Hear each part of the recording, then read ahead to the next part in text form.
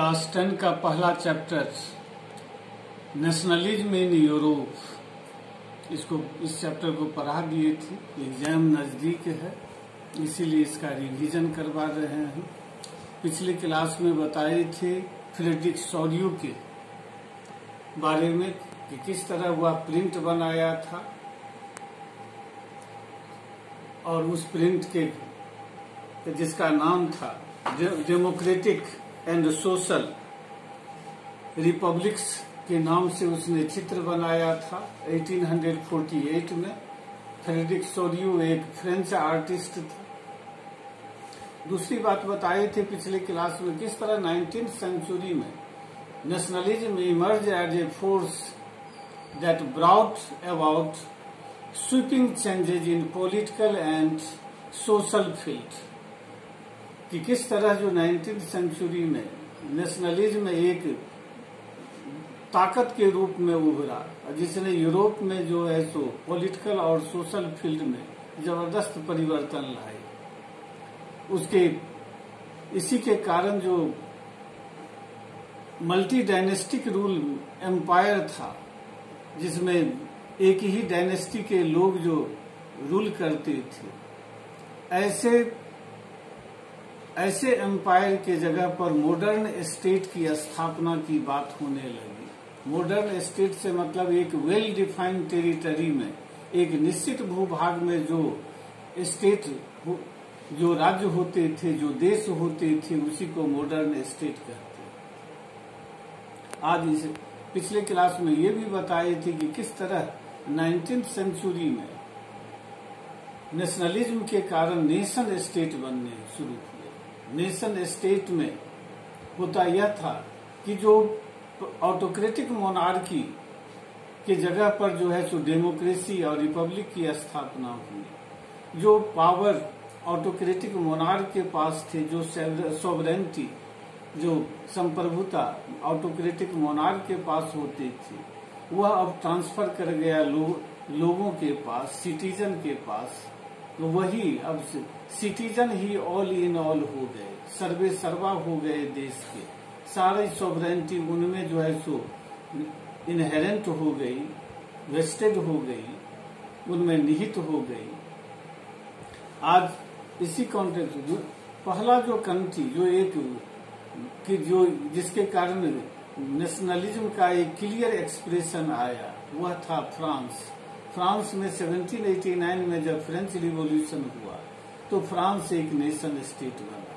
France पहले से ही एक मॉडर्न स्टेट बन गया था, एक वेल डिफाइंड टेरिटरी में पहले से था, लेकिन नेशन स्टेट नहीं बना था। मॉडर्न स्टेट तो था, एक वेल डिफाइंड टेरिटरी थी, उसके रूलर होते थे, लेकिन सारे पावर रूलर के पास, बोबर्न डायनेस्टी के रूलर लुई 16 के पास था। लेकिन फ्रेंच रिवॉल्यूशन के बाद सोवरेंटी फ्रेंच पीपल के पास चली गई, ट्रांसफर हो गया। अब people he all in all हो गए। फ्रांस शुरू में कॉन्स्टिट्यूशनल मोनार्की बना फ्रेंच रिवॉल्यूशन के बाद, और उसके बाद जो है जो रिपब्लिक बन गया। तो उसके रूलर जो कि पीपल्स रिप्रेजेंटेटिव थे और सिटीजन, उनके पास सारी सोवरेंटी जो है तो ट्रांसफर हो गई। शुरू से ही जो रिवॉल्यूशनरी थे वह इस बात की कोशिश करने लगे कि लोगों के बीच एक कॉमन आइडेंटिटी डेवलप करने के लिए जो है सो कई कदम उठाने के बारे में रिवॉल्यूशनरी गवर्नमेंट ने सोचने लगे। इसी के अंतर्गत ला पेट्री और लॉर्ड सिटोइन का थ्योरी दिया गया। ला पेट्री माने land of fatherland, land of fathers, यानी फादरलैंड का कॉन्सेप्ट आया। उस समय मदरलैंड का कॉन्सेप्ट नहीं था, फादरलैंड का, कि फ्रांस के जितने भी सिटीजन हैं वे सभी के सभी एक फादरलैंड के जो है जो सिटीजन हैं। ये इसीलिए वे आपस में जो है सो एक दूसरे से ब्रदरहुड, भाईचारे की भावना से जुड़े हुए हैं।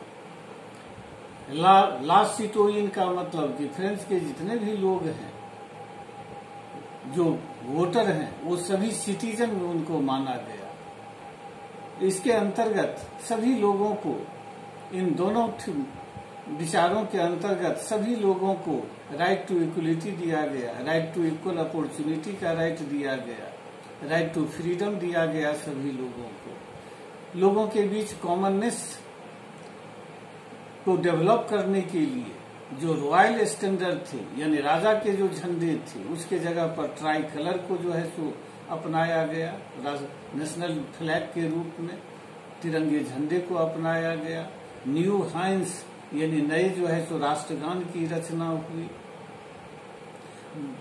पेरिस में जो बोली जाने वाली जो भाषा थी फ्रांस की, उसको प्रमोट किया गया, उसको नेशनल लैंग्वेज के रूप में जो है सो डेवलप किया गया।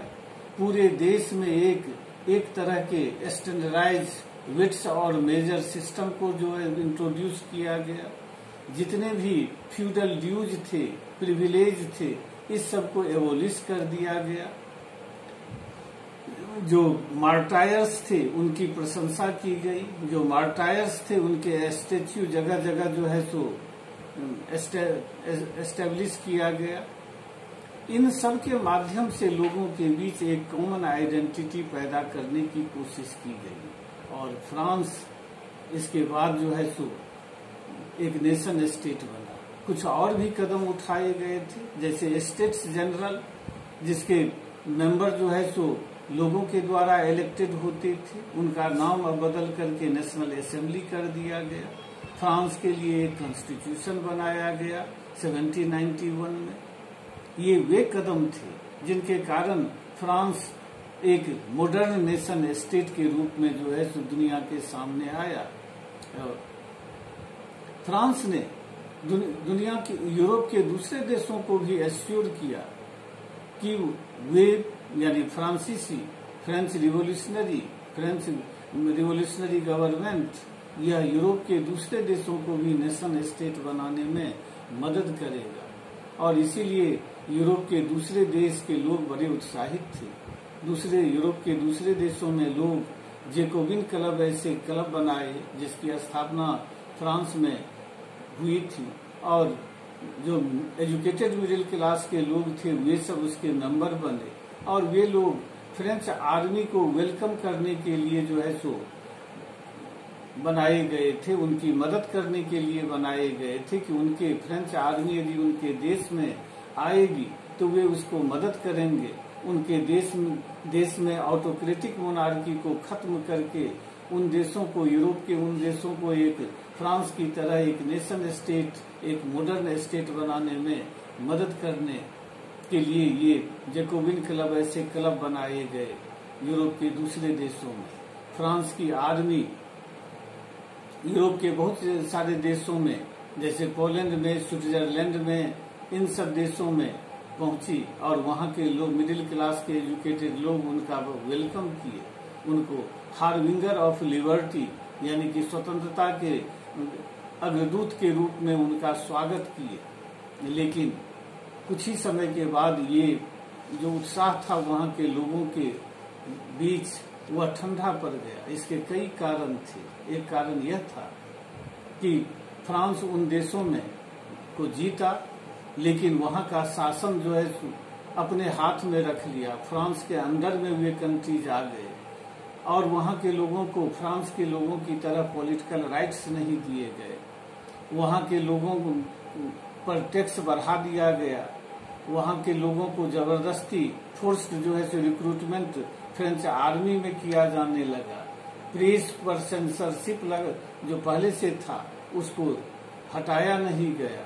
तो इस सब के कारण वहां के लोग फ्रांस को समझने लगे कि उसने धोखा दिया है उन देशों को, वे चीटर हैं। लेकिन इसके बावजूद, इन कमियों के बावजूद ये कहा जा सकता है कि फ्रांस जिस तरह अपने नेशन स्टेट बना, यूरोप के जिन देशों पर को उसने अपने कंट्रोल में लिया, उन देशों में भी उसने रिफॉर्म ला करके उन देशों को एक मॉडर्न और नेशन स्टेट बनाने में मदद की।